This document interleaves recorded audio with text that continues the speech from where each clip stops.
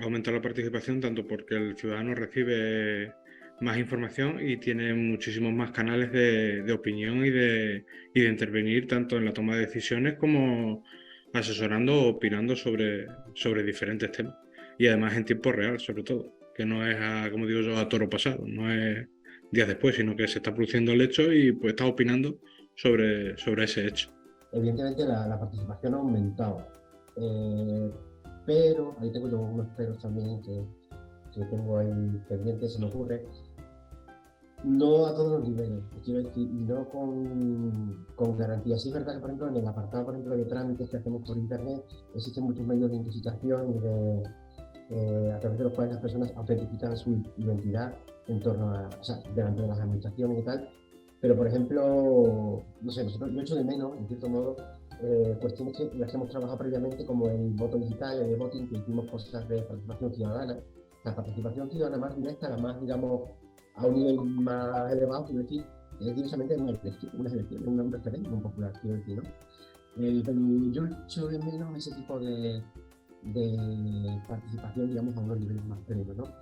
Sí es cierto que los sistemas de certificación, a ver, yo siempre digo en grupos que la informática, en informática la seguridad plena no existe, entonces sí es cierto que hay asuntos pendientes para asegurarnos, evitar algunos pucherazos, cosas o cuestiones así por el estilo, y que la inseguridad también sigue ahí, ¿no? Pero yo creo que, como dice Alejandro, sí, evidentemente la participación ha aumentado muchísimo y facilita mucho el acceso al ciudadano, es muy cómodo y una disponibilidad enorme, toda la disponibilidad que nos ofrece la tecnología, son 24 horas para poder participar, para poder opinar, para poder decir me gusta o no me gusta una cosa. Y bueno, y hay elementos también intermedios, hay algoritmos que nos ayudan y nos apoyan y nos dicen, oye, participa, que no participa, ¿no? O sea que hay otros elementos también que están ahí detrás, en la trastienda un poco, pero que están también pendientes de nosotros, de nuestros movimientos, ¿no? Y de lo que hacemos y no hacemos. Y todo suma, quiero decir. Ya sabéis que los mismos algoritmos, bueno, si estamos navegando una página, nos paramos en un punto y están tomando nota de todo lo que hacemos y de lo que no hacemos también, ¿no? Entonces, yo creo que también es cuestión a tener en cuenta. Yo estoy de acuerdo con... Te he cortado, Angela, perdón. No pasa nada. Que iba a decir que estaba de acuerdo con Alejandro y Pedro, ¿vale? Y que evidentemente sí que han impactado de manera positiva, pero también como técnico que está en un centro formando personas, veo que, a ver, aparte del impacto positivo, hay que tener también cuidado con la brecha digital, que es algo con lo que nosotros estamos día a día lidiando. Y aunque la tecnología haya avanzado, todavía existe pues personas que por falta de conocimientos o por falta de medios pueden tener limitada la participación, ¿vale? Y también la desigualdad de acceso, que no todo el mundo tiene un ordenador en casa o a día de hoy, aunque cueste imaginarlo, hay personas que no tienen internet en casa. Es lo que se me ocurre a mí, como por no aportar más ventajas, sino por pensar en desventajas. ¿Cómo impacta la tecnología en la participación, pero de manera negativa? Lo que yo me encuentro a veces en el centro es la dificultad que tienen las personas por falta de conocimientos para acceder a ciertos tipos de participación. O sea, lo que se me ocurre a mí ahora mismo puede ser certificado digital, que es lo que más solemos hacer, y algunas gestiones que se realicen con él. Fátima, yo estoy muy de acuerdo contigo porque es verdad que todos son ventajas, pero ahí están esas brechas que seguimos luchando y todos trabajamos para hacerla más fina o intentar cerrarla del todo. Pero sí que es cierto que estáis hablando de administración electrónica como participación ciudadana y sí que es verdad que es un recurso, pero no sé, yo antes pensaba incluso en el WhatsApp. El WhatsApp también facilita esa participación ciudadana y otras herramientas pues que están prácticamente al alcance de todos y de todas. Alguien puede haber que no disponga de ellas, pero son los mínimos. Entonces, pues yo me quedo ahí con esa ventaja y todo lo que la tecnología ha traído a la participación ciudadana.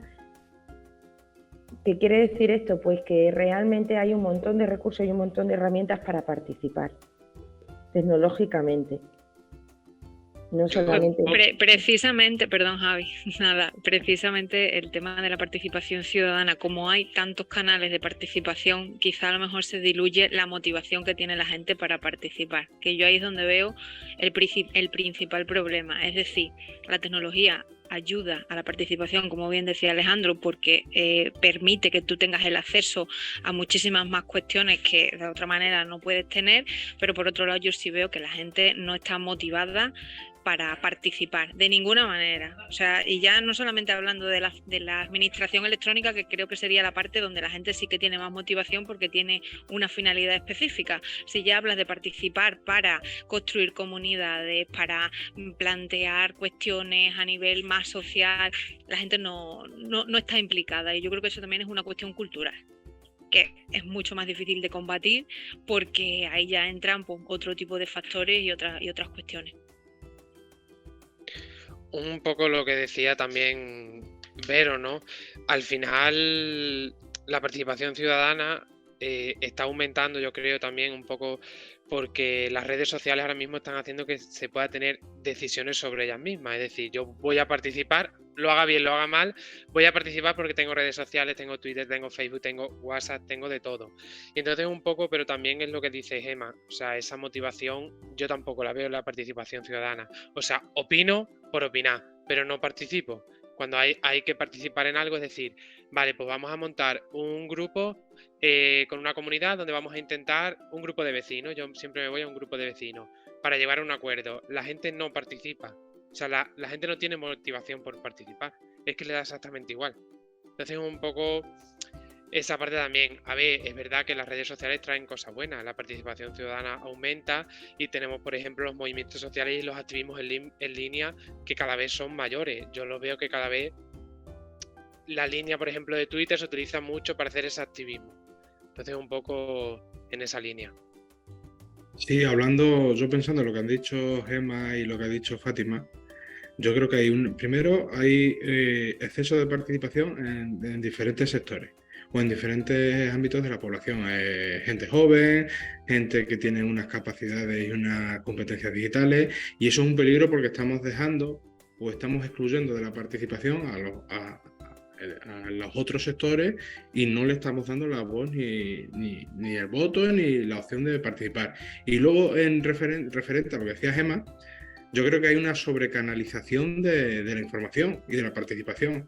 Nos dejan participar en Twitter, a lo que tú comentabas, Javier, en Twitter, en Facebook, en Instagram, en Twitter, y al final el tema o la motivación la pierdes porque tienes el mismo tema en muchas redes y no estás centralizando. En la administración electrónica, afortunadamente no pasa eso porque está más controlado, está más prohibido y tú sabes que un trámite se hace por un lado o se hace por otro, pero lo tienes controlado. En cuanto a las redes sociales y la participación del día a día, yo creo que estamos sobrecanalizando la información, y si sobrecanalizas la información pierdes la motivación de trabajar o de opinar porque no sabes dónde ni sabes cuál es tu lugar al final donde vas a participar o opinar. Y además, Alejandro, lo que estás comentando ahora es súper importante con respecto a también a lo que decía Fátima de las brechas, ya no digitales, sino sociales. Si tú ahora mismo, que a mí me pasa, porque yo, por ejemplo, me he quitado casi todas las redes sociales.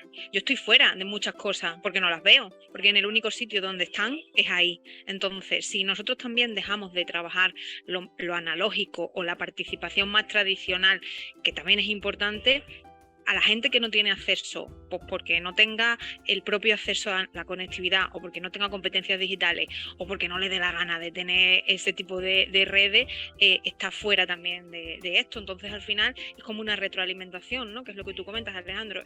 La gente que está como muy capacitada o como muy motivada por un tema son los que mueven ese tema, toman esas decisiones y se implanta lo que sea o se trabaja lo que sea, y el resto de gente se queda fuera, que es lo que pasa, por ejemplo, a niveles mucho más grande, ¿no? Con el tema de la inteligencia artificial, que quien está desarrollándola pues es una parte de la población muy preparada y que está en base a sus motivaciones y sus necesidades, no se está viendo el global. Yo creo que la tecnología debe ser al final complementaria. Debe haber participación y mejora mucho un canal de difusión o un canal de comunicación siempre y cuando haya una motivación y haya, en este caso, por ejemplo, una participación también tradicional, que venga acompañada de una participación tradicional. Estos programas, lógicamente, son muy necesarios porque además no solamente trabajamos el uso y el conocimiento de la competencia digital, sino la adaptación de ese uso para que sea lo más práctico posible y que reduzca esta brecha que se llama de calidad del uso, que sería la calidad que tú utilizas, o sea, perdón, la competencia digital la utilizas para una determinada cuestión y esa cuestión puede ser que tenga calidad o que no la tenga. Por ejemplo, cuando nos vamos a ver, sabemos que los jóvenes dicen que son nativos digitales, que acceden a la tecnología y utilizan la tecnología, pero a lo mejor no le están dando un uso de calidad, porque a lo mejor no saben utilizar, yo qué sé, una red social para aprovecharla para un tema de empleo, por ejemplo. Sí que lo utilizan mucho para el ocio, pero no para otros temas. Entonces ahí sí que estamos trabajando, yo creo que la mayoría de los proyectos en este sentido. La participación ciudadana yo la veo más que por sectores, más que por entorno rural y urbano. Y luego también es algo curioso, independientemente de lo que hemos estado hablando hasta ahora, que hay un montón de recursos y herramientas para participar, pero parte de la sociedad, como habéis dicho. Y es algo curioso como va, aparte de por sectores, incluso diría yo por núcleos. Porque, por ejemplo, nosotros en Conectadas que tocamos, bueno, todavía nos faltan pueblos, pero tantas y tantas y tantas localidades.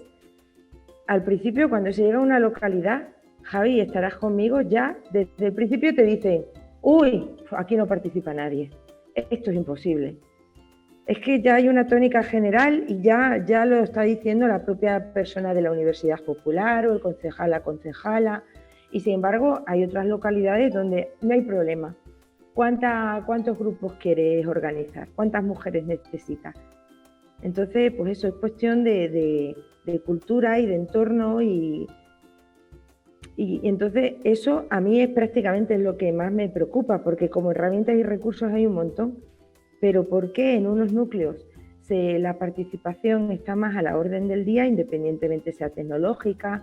La participación puede ser en muchos sectores de la sociedad, ¿vale? No, estamos centrando en lo tecnológico, pero se puede participar de muchas maneras.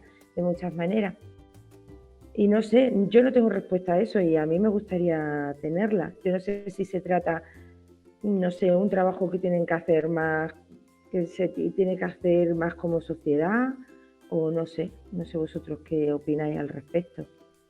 Yo creo que, como decía Alejandro antes, sí que hay diferencia a la hora de ciudad y núcleo urbano más pequeño, como puede ser Valverde de Leganés, un pueblo con 4.000 habitantes. Aquí funciona el boca a boca, aunque también funciona en la parte tecnológica. Es que aquí contamos con dos vertientes. O sea, tienes que jugar con las dos, con el boca a boca y la tecnológica. Y estoy también de acuerdo con Verónica que es que hay muchos factores que influyen. Influye el nivel de estudios que se tenga, influye en la edad, influye culturalmente la cultura que tenga esa persona o influye en el núcleo en el que esté. Que no solamente depende de un factor, si es un pueblo, si no es un pueblo, si es una persona joven, si es una persona mayor, porque hay personas jóvenes que no participan aunque sean jóvenes. Yo he tenido aquí muchas personas jóvenes que vienen desempleados porque me los deriva el SEPE y, por ejemplo, ni redes WhatsApp, pero ni Twitter, ni otras redes sociales, ni participan de ninguna manera activa en ningún medio. Entonces no es algo que yo crea que sea exclusivo de un solo factor. Creo que influyen bastante. Es verdad que, por ejemplo, nosotros en Conectada lo vemos. O sea, nosotros no tenemos un exceso de participación juvenil. O sea, en las localidades urbanas tenemos un exceso de personas mayores, o sea, personas de mediana edad que se quieren formar. Y a nosotros, cuando a lo mejor nos hacemos reuniones y tal, nos sorprende mucho que la participación juvenil sea tan escasa. Al final, los jóvenes, como yo les digo, hay que formarse, hay que reciclarse en competencias digitales. Porque si tú no te reciclas, todo el tema de la empleabilidad se te queda un poco para atrás. Y uno de los factores que más nos encontramos nosotros en Conectada de las mujeres es ese factor del cuidado, que siempre han estado al cuidado de no tengo tiempo para formarme, eso no me interesa, eso lo lleva todo el hombre. es un poco todo ese tema que nosotros también estamos luchando con nuestro programa, que es reducir la brecha digital y sobre todo de género, ¿no? En competencias digitales, y es uno de los factores que mayor nos encontramos nosotros en las localidades. Eso viene un poco a decir lo que decía Gemma antes de los jóvenes, que los jóvenes no vienen a formarse a los centros. Bueno, yo tengo la suerte que en mi proyecto sí se forman, puesto que tenemos un llamativo, digamos, algo especial, pero entiendo a los NCC y a Conectadas que los jóvenes no se vienen porque ellos creen que ya han nacido con las capacidades y las competencias digitales y no tienen la calidad de decir, lo estoy haciendo bien o estoy aplicando bien estas competencias digitales. Por eso que en las ciudades, a mí me ha pasado, porque he pasado en los diferentes proyectos, he pasado por un pueblo de 1.500 a otro de más o menos 5.000 y ahora estoy en uno de en torno a 10.000 y se nota muchísimo la diferencia en ese ámbito.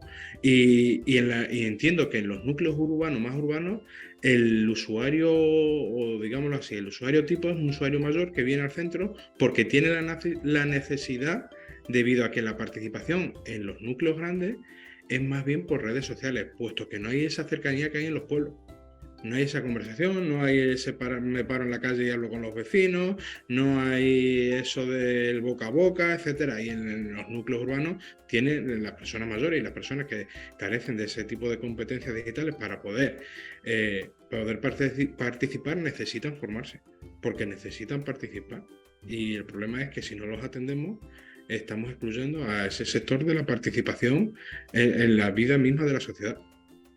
Yo creo que quizás aquí la clave, una de las claves que puedan ser, es respuesta a la pregunta también de Vero, es el tema de qué, o sea, por qué es atractivo la participación con respecto al colectivo. Es decir, a los jóvenes, por ejemplo, les va a interesar muchísimo más participar en un circular que en el proyecto NCC, porque tienen una serie de tecnologías que les resultan más atractivas. Entonces, quizá también el contenido de lo que tú estás trabajando sea determinante para la participación de unos u otros. A lo mejor el circular no es tan interesante para una persona mayor que ya tiene adquirido su bagaje profesional, digamos, y a lo mejor lo ve como, bueno, pues sí, herramientas que me pueden servir a mí para aprender algo más, pero no muy aplicable. Sin embargo, una persona joven sí que lo puede ver muy aplicable, porque al final es como prepararse para su vida profesional con cosas que sabe que van a formar parte del trabajo del futuro, vamos a ponerlo así. Entonces yo creo que también el contenido de en lo que quieras participar, pues dependerá de si es más atractivo o no para estos colectivos. Por ejemplo, a la hora de hacer campañas en redes sociales que sean así más o menos creativas, con TikTok, etcétera, etcétera, ahí no hay problema de participación de jóvenes, por ejemplo. Eso va rodado. Otro tipo de participaciones, que ya te has que hacer una votación online o alguna cosa un poco más, vamos a decir, tradicional, sí que te da problemas de participación de esos colectivos, pues bueno, lo ven atractivo. A lo mejor una de las cosas es cómo se puede hacer atractiva la participación según para qué tipo de colectivo, ¿no? Que yo creo que eso también ahí es un poco determinante. La inteligencia artificial todavía creo que le queda mucho camino para que pueda reducir esa brecha digital. Más que nada, por ejemplo, compartíamos nosotros en los proyectos, en los diferentes proyectos, que la mayor parte de esos algoritmos están hechos por hombres.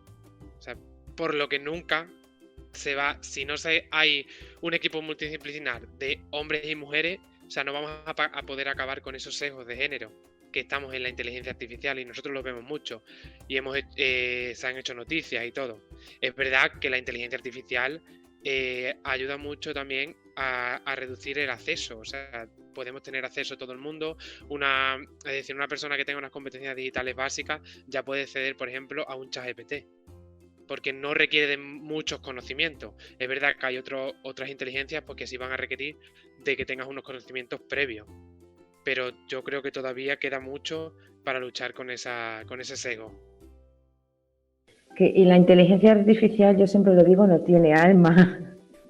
Entonces, pues claro, al hablar de participación y de personas, pues independientemente de otras muchas ventajas que nos puede aportar a la hora de tomar decisiones, agiliza, bueno, pues es todo más ágil a la hora de la participación. pues ya sabemos, optimiza los procesos de producción, seguridad, incrementa velocidad, tal.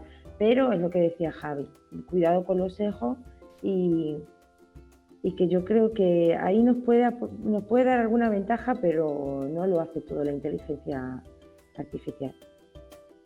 A ver, pues yo con la inteligencia artificial lo que tengo es una sobreinformación. Ya no sé de qué he hablado, de qué no he hablado en este sentido, porque es un bombardeo continuo. A ver, yo creo que la inteligencia artificial ahora mismo sirve a nivel de reducción de brecha digital y a nivel de participación ciudadana, competencias digitales, etcétera, desde el punto de vista del análisis de datos. Se puede utilizar la inteligencia artificial para analizar los datos y tomar decisiones, hacer predicciones que te puedan servir. Yo qué sé, a lo mejor se me ocurre, se puede utilizar pues porque tú quieras lanzar una campaña de lo que sea a nivel general y quieras ver, analizando con técnicas de inteligencia artificial, cómo te va a funcionar eso antes de lanzarlo. Entonces, así tú ya puedes ir pues, tocando según qué puntos que te puedan interesar más, ¿no? El tema de las predicciones. Y luego también para reducir brechas con respecto, por ejemplo, a los traductores que hay para traducir de voz a texto, de texto a voz, todo lo que es la accesibilidad digital para las personas que tienen discapacidad. Eso ayuda, porque hay muchas herramientas cada vez más en este sentido que ayudan a eso. Yo qué sé, la última historia que hay un chatbot que se llama Lucía, que lo que hace es traducirte, te transcribe los audios, ¿no? Pues para una persona a lo mejor que tiene, o al revés, una persona que no tiene problemas en la vista y necesita que los textos se los traduzcan a audio. Bueno, pues ese tipo de herramientas pueden servir para eso. Entonces, desde mi punto de vista ahora mismo, la analítica de datos para la predicción y la toma de decisiones, y luego herramientas para mejorar la accesibilidad a las distintas formas de acceso a Internet, a las redes, a todo, creo que es determinante en lo que puede utilizarse. A nivel negativo, también es verdad que para mí la inteligencia artificial aumenta según qué tipo de brechas digitales, porque hay un problema gordísimo con el pensamiento crítico. La gente da por sentado que la inteligencia artificial es inteligente y que lo que dice va a misa, punto por punto y coma por coma. Y eso pues tampoco es así. Al final es un foco cada vez, me parece a mí, más preocupante con respecto a la desinformación. Hay gente que se cree lo que te dice el ChatGPT a pie juntillas. Esta mañana descubría yo un concepto que es las alucinaciones de la IA, que es precisamente cuando la inteligencia artificial te larga lo que le da la gana porque se lo ha inventado. Y habrá gente que tenga un pensamiento crítico y diga, oye, voy a contrastar un poco esto, y otra gente que diga, pues esto va para adelante. Si nosotros ahora mismo dejamos de utilizar otro tipo de herramientas que estamos usando y empezamos a usar solamente este tipo de chatbots, nos quedamos otra vez en una burbuja, y esa burbuja pues nos limita. Sí, totalmente de acuerdo. Yo quería decir una cosilla. Mira, a mí, desde la perspectiva de aquí del centro, del día a día, del trabajo, a mí todo lo que concierne a IA y a inteligencia artificial, en primer lugar, lo que me transmite en primera instancia es agobio. Me explico, en el sentido de decir, ahora mismo son las 2:05, vale, pues a las 2 ya hay 50 nuevas aplicaciones basadas en inteligencia artificial que ya no existían a las menos 5, ¿no? Porque muchas veces a mí se me da un descontrol de decir, muchas veces me dice la gente, ¿existe esto? Y digo, no. Digo, yo creo que no, pero a lo mejor esta mañana lo han inventado, o esta tarde lo van a inventar, ¿no? Eso por una parte. A mí por eso me parece un poquito de estrés mental, es decir, ¿cuándo se para esto? ¿Hay límite? ¿Hay techo? ¿Vamos a tocar techo? No sé, porque ya lo último sería lo que hemos visto en la película de ciencia ficción, sistemas de acompañamiento de personas o de guías o, digamos, no sé, a nivel como de asistente personal, ya humanoide, si queréis, robotizado, ya en unos límites que ya no sé, ¿no? Luego, otra parte, el tema de la que ha comentado, ¿no? La deshumanización, ¿no? La frialdad. Entonces, si tú tienes un asistente virtual personal, una IA, un Siri, un Alexa, un llamado lo que sea, o una IA de ChatGPT, nunca va a llegar a los niveles de un pensamiento, de una toma de decisiones humanas. Siempre los seres humanos vamos a contar con unos elementos que las máquinas yo creo que nunca van a contar, ¿no? Esa deshumanización. Y otra cosa que me lleva también a la frialdad, ¿no? Al tema de la inteligencia artificial. Hay herramientas. Entonces, si encauzamos una herramienta colaborativa o participativa basadas en sistemas de inteligencia artificial, yo creo que tienen que tener, que eso se puede hacer, obviamente, pero habría que diseñarlas con un gancho, con un atractivo, con una especie, digamos, de caramelo o golosina atractivo, basados en herramientas, si queréis, visuales, gráficas, de contenido ágil, ¿no? Que sean capaces de motivar o enganchar a la gente para que, como encauzarlas, para que al final participen en una determinada acción o en un determinado movimiento político, social o toma de decisiones, lo que queráis, ¿no? Yo, lo que he comentado, creo que también lo ha dicho Vero, sobre el tema de las IA, yo lo veo mucho como elementos de proceso. Para mí las IA son elementos de mejora, de producciones, de cadenas de producción de procesos, son mejoras de pulir, digamos, cadenas de proceso, pero a mí me cuesta un poco verlas como herramientas para encauzar participación social, por ejemplo, ¿no?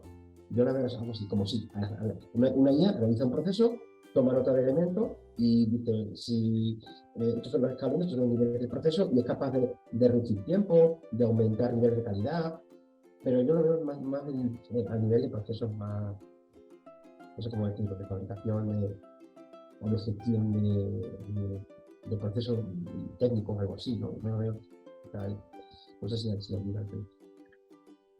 Bueno, yo sí quería comentar, perdón. Nada, tú primero. Gracias. Yo sí quería comentar un poco de inteligencia artificial, puesto que hemos estado desarrollando ahora en el Círculo Alfa un proyecto, parte del proyecto se basaba en inteligencia artificial.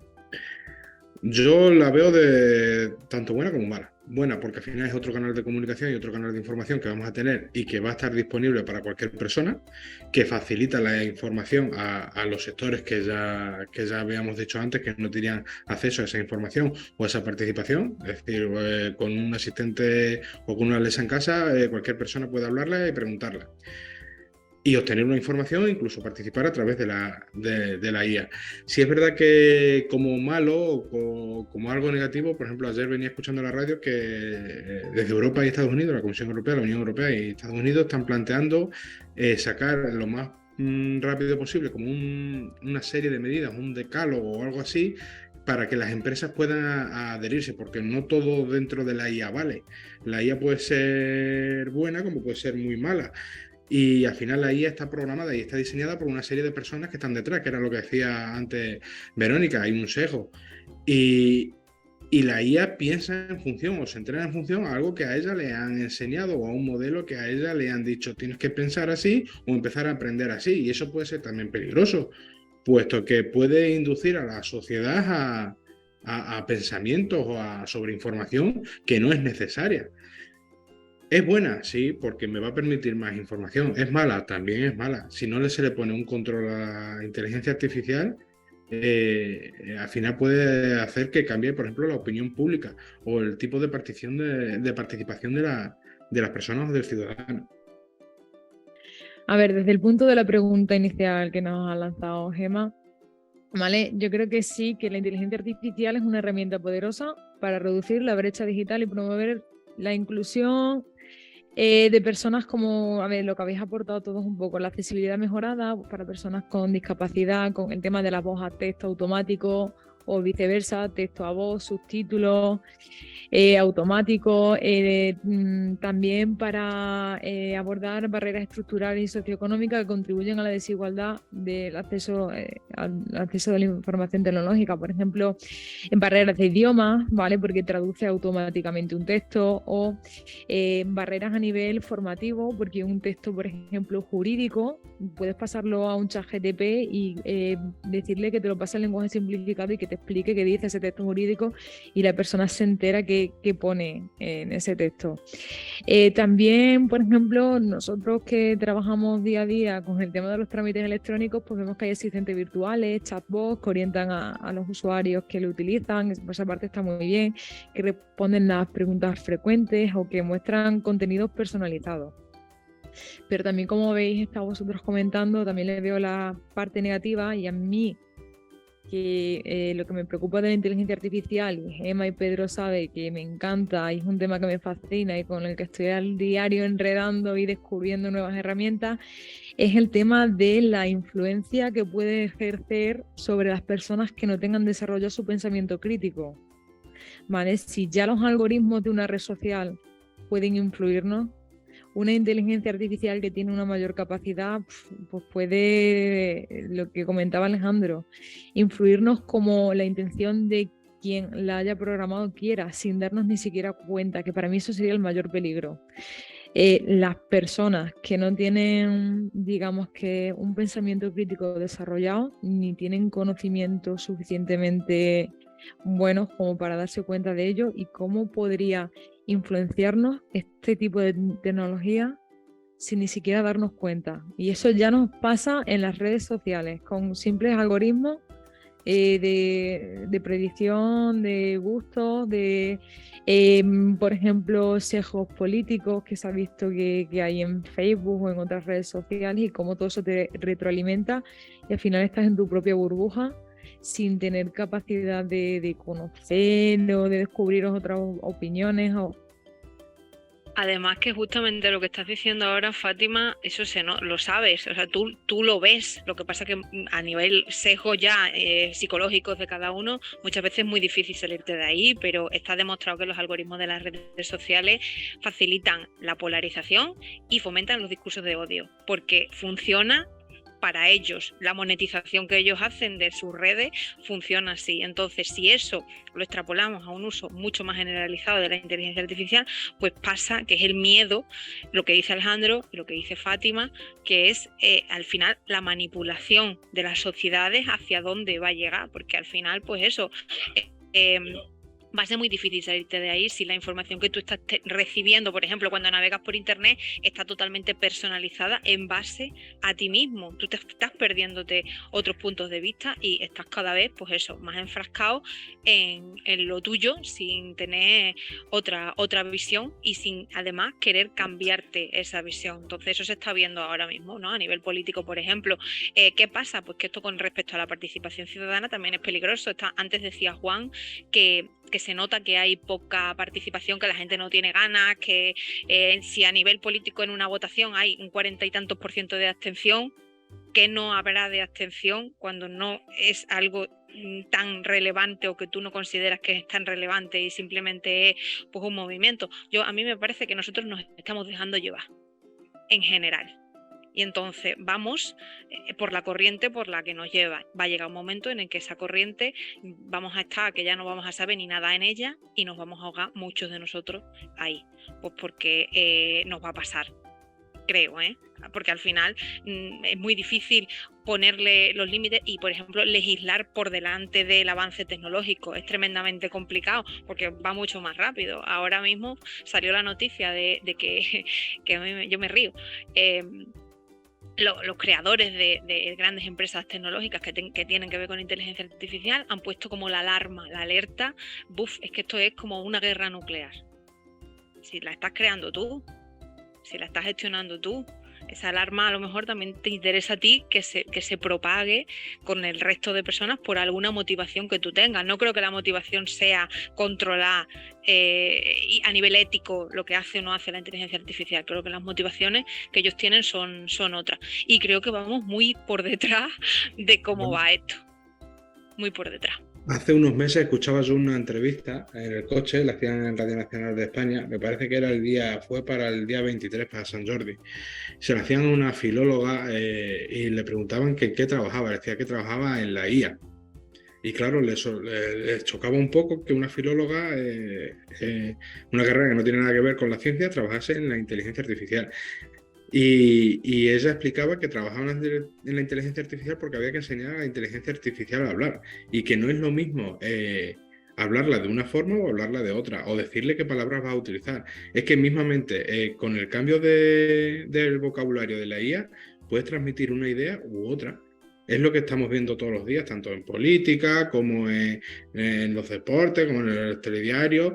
El vocabulario que utiliza uno con el que utiliza otra persona ya te induce a un pensamiento o a otro. Y en lo que decía Gemma ahora de que si no le ponemos un control a la IA y de que los propios creadores de la IA estaban diciendo que esto podía ser una guerra, efectivamente, puede ser una motivación económica, que creo yo que puede ir por ahí los tiros, pero no me extrañaría que fuese también una advertencia de peligro. Si esto sigue creciendo, Al final, dejar al ciudadano o no la vamos a poder controlar, porque va a ser autosuficiente ya mismo. Y eso ya sí sería un problema. Y volvemos a lo mismo, a lo que decía, como decía Gemma, a lo que decía Juan. La participación ciudadana, la tecnología y la inteligencia artificial está muy bien, siempre y cuando venga acompañada de la participación tradicional. Si no le damos el foco a la participación tradicional, va a ser un problema. Y va a ser un problema que vamos a tener que atajar desde programas como el nuestro. Vamos a convertirnos en programas de competencias digitales a competencias clave de toda la vida. Y vamos a tener que saber jugar con esas dos. Porque las personas van a perder la empatía y se va a perder la deshumanización del trato y de la participación. Sí es verdad que puede ser que nos ahorre mucho tiempo, pero sí puede ser que la tecnología que haga que evolucione todavía mucho más rápido, y eso sí es más peligroso. Porque ahora, desde nuestro punto de vista, yo entiendo eso que él dice, de que nos puede facilitar mucho la ganancia del tiempo para la participación ciudadana, pero también puede ser una pérdida porque pueden salir nuevos aplicativos o nuevas herramientas que nos hagan que la persona esté todavía, como digo yo, esté más enganchada a la tecnología. Y entonces tenemos otra clave que le han dado, no sé si Gemma, Fátima, y ha hablado del pensamiento crítico. Otra de las cosas que también hemos venido viendo. Claro, mientras desarrollábamos el proyecto, ¿no? Esa falta de pensamiento crítico, de intentar también, uno de los objetivos de Educación para la Ciudadanía Global también es potenciar y fomentarlo, ¿no? Urbano hablaba de contrastar la información, de ir a fuentes de verificación, también hay herramientas. El pensamiento crítico es muy difícil de trabajar, principalmente porque requiere que tú también te quites de encima una serie de prejuicios, de sesgos, de cosas que tienes tú en ti mismo y que hasta que tú te das cuenta y dices, hostia, o sea, y eso es difícil. Hay alguna gente que sí puede ya solo con el hecho de contrastar la información, ¿sabes? Sí. Que eso es uno de los principios así cuando estudias comunicación, ya solamente con eso, que no lo hace la mayoría de la gente, yo creo que sería un comienzo. Porque contrastar la información también requiere, bueno, primero que tengas una serie de habilidades y después también que tú quieras contrastar la información. O sea, que es como la actitud que tú le pones a la historia esta. El problema, yo lo que veo es que por un lado el pensamiento crítico está por un lado y por el otro lado también está la sobreinformación. Es que hay mucho contenido, tú ya no sabes en dónde enfocarte. Entonces, para mí, por ejemplo, la inteligencia artificial no me ahorra tiempo, al revés, me lo quita, me está quitando la vida porque no me da tiempo de poder asimilar y luego también de poder filtrar, que es otra habilidad, otra competencia digital importante, filtrar el contenido para saber con qué me quedo y qué desecho, porque luego esa es otra, hay tanto contenido, pero hay alguno que es un clon del otro y del otro y del otro, entonces al final lo que te cuesta es trabajo decir, bueno, vamos a ver, me voy a centrar en las 3 o 4 cosas que son las principales y las que sirven y a partir de ahí voy trabajando. Entonces, bueno, depende de cómo te lo tomes. Yo entiendo que claro, nosotros porque estamos también trabajando contenidos en este sentido y estás pues continuamente intentando informarte y tal, a nivel usuario, pues lógicamente te va a facilitar según qué tipo de procesos, pero vuelvo otra vez a lo mismo. Por la tendencia que yo veo de la gente, estas herramientas sí te facilitan y te ayudan, pero hay mucha gente que las utiliza como si fueran la Biblia. Y eso tampoco es práctico, porque al final, lo que te digo, si yo me voy a meter, imagínate, Gemma, diseñadores gráficos, los habrá que creo que serán los más que usen estas tecnologías para ayudarse y para que sus diseños sean mejores, pero habrá otros muchos que ya usen solo esto para diseñar y lo que les salga es lo que ponen y hasta luego y no me complico más la vida. Yo creo que lo que te digo, hay gente que la va a usar para complementar su trabajo y para mejorarlo, pero por otro lado pues habrá otra gente que, bueno, pero así también te quitas del medio gente que realmente no hace bien su trabajo, pues porque a lo mejor, yo qué sé, te das cuenta de que, bueno, si lo puede hacer una inteligencia artificial, no sé, es un poco complicado todo esto. Pero es interesante. Yo creo que es muy complicado. En el sentido, no sé si vamos en el tiempo o no quiero colar un poco. En el sentido de que si las mismas. A ver, nosotros llevamos trabajando en la alfabetización mediática años y sabemos muy bien de lo que estamos hablando ya. Pero a mí me pasa a veces que yo tengo que estar frío, permanecer frío y decirme, joder, estoy leyendo un titular que me está quemando, estoy leyendo una noticia que me está abrasando, tengo que poner un límite y poner una pared y decir, tengo que contrastarlo. Digo, ni me puedo fiar de esto, ni me puedo centrar en poner un cristal y mirar las cosas con un solo color, porque si no se me está influyendo mucho tipo de, incluso en mis decisiones personales, ¿no? O de qué sé, de todo tipo, ¿no? Entonces, el tema de la reflexión mediática es necesario y es básico. Yo creo que una cosa que trabajamos en los centros, y yo creo que para mí, yo noto y cada vez me advierto más necesidad de cuestiones de reflexión mediática. No solamente es encender un ordenador, no solamente es tener una herramienta, sino es apretar una tuerca con esa herramienta, pero claro, saber lo que estás haciendo, ¿vale? Saber si esa tuerca que estás apretando va a reventar un motor o va a hacer, yo qué sé, que lo mejore, ¿no? Entonces, no es solamente la máquina, la pantalla, tu hardware, tu software, es lo que viene dentro de la pantalla, lo que hay que leer, lo que hay que interpretar. Es que estás creyendo eso, tienes filtros, tienes secos, te estás sintiendo infoxicado por tantísima, no sé cómo decirlo, tantísimas motivaciones o no sé, reflejos que vamos absorbiendo, ¿no? Eso por una parte. Y luego por otra parte, claro, el tema del trabajo, si una persona le puede sustituir una máquina en un trabajo, digamos, de baja cualificación, por ejemplo, un camarero, una señora o un señor que venda entradas en un cine. La pregunta es, las máquinas supone que tienen que, o las inteligencias artificiales tienen que mejorar la vida de las personas.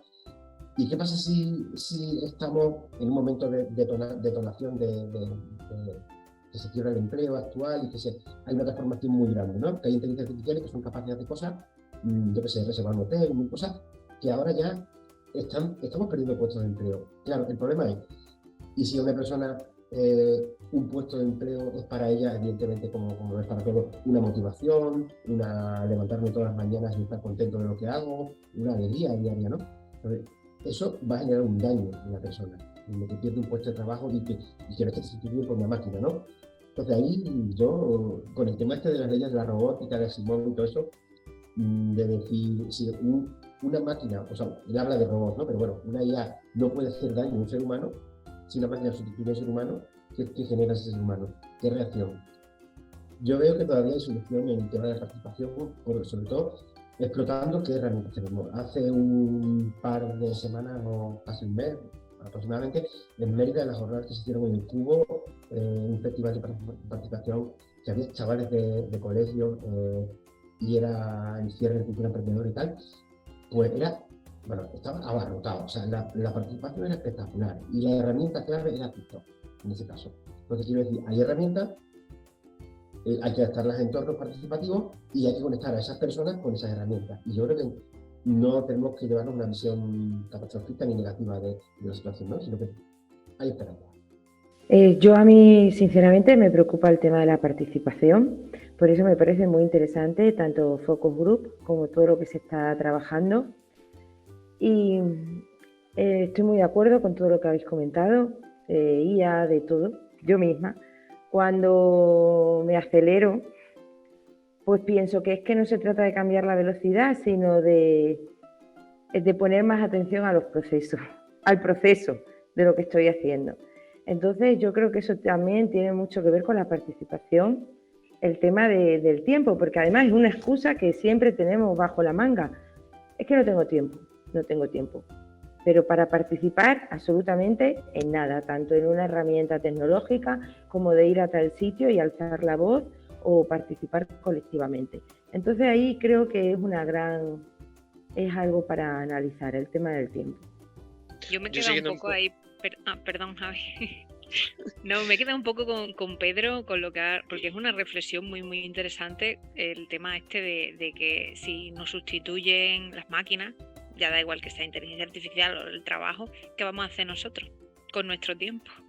Al final de lo que estamos hablando es de lo que decíais, ¿no? De aprender continuamente y de adaptarte a la adaptación al cambio y bueno, pues si estás viendo que por aquí va la cosa, pues tú también intentar formarte por ahí. Habrá cosas que sean fáciles y se puedan hacer y otras que no. Yo no me puedo poner ahora mismo, creo, a ser analista de datos, o sí, pero a ver, yo veo los perfiles, ¿no?, de las personas. Pues yo que sé, una persona que tiene casi 50 años desempleada, que ha trabajado toda la vida en un tipo de trabajo, adaptarse a según qué tipo de otros trabajos es complicado, pero no quita que se puede hacer. No creo que se van a eliminar, pero bueno, como con cualquier otra revolución, ¿no? Yo me quedo con eso, ¿no? Si al final la tecnología nos ayuda y nos da tiempo y nos permite dedicarnos a otra cosa por muchos factores, pues ahí quizá a lo mejor podemos trabajar más en nosotros, unirnos, en hacer equipo o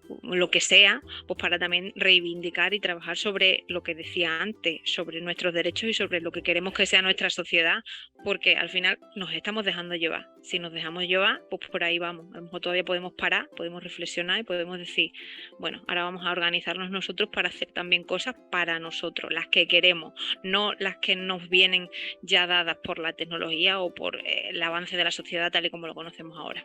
Yo lo que veo es que nos tenemos que adaptar. O sea, que hay que adaptarse, que yo creo que es lo que dice que la inteligencia artificial no viene, o las máquinas no vienen a quitarnos los trabajos, sino que nos tenemos que adaptar a ello. A mí, por ejemplo, personalmente me han ahorrado mucho tiempo porque tengo que hacer muchos trabajos, estoy en muchas cosas y me ahorra tiempo, por ejemplo, el generar contenido. Me ahorra mucho tiempo, pero es verdad que hay que contratarlo porque no todo lo que dice es verdad.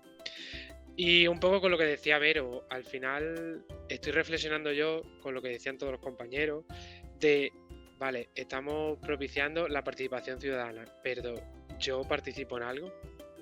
Vale, yo que mi reflexión final, tanto de las nuevas tecnologías como de la inteligencia artificial, que es lo que hemos estado hablando todo el rato, es que ambas son herramientas. Por lo tanto, yo pienso en ellas como que no son, aunque hemos hablado de ventajas y desventajas, no son ni buenas ni malas, ya que todo el valor de las mismas depende del uso que se le dé. Esto se debe a que las herramientas, pues, yo qué sé, yo pongo el ejemplo de un cuchillo o una cuchara. Son herramientas que son objetos que están diseñados para cumplir una función específica. Su impacto moral, ético, está determinado por cómo se utilicen esas herramientas y con qué intenciones. Yo pienso que nuestro deber es prepararnos para no dejarnos llevar, como dice Gemma, que me gusta eso de la corriente, para no dejarnos llevar por la corriente y adaptarnos a este cambio que se viene, porque indudablemente es un cambio y los cambios son imparables. Las redes sociales, las aplicaciones de mensajería, todas estas herramientas se pueden utilizar para diversos fines, como facilitar la comunicación, compartir información valiosa, cualquier uso que le demos nosotros cotidianamente. También se pueden utilizar de mala manera para difundir desinformación, para acosar a personas, para violar la privacidad. Como digo, para mí son herramientas y depende del uso que cada uno les dé, ¿vale? Yo, por cerrar un poco, bueno, y así a nivel general, bueno, estoy con todo lo que ha dicho Fátima. Al final la tecnología viene para ayudarnos, pero los que tenemos que decidir si nos ayuda o no nos ayuda somos nosotros. Ahora mismo mi WhatsApp, mis 3 últimos WhatsApp, 2 de ellos son de 2 asociaciones a las que pertenezco. Entonces, al final, si se le da un uso correcto a la tecnología, sí, es verdad, fomentan y aumentan la participación.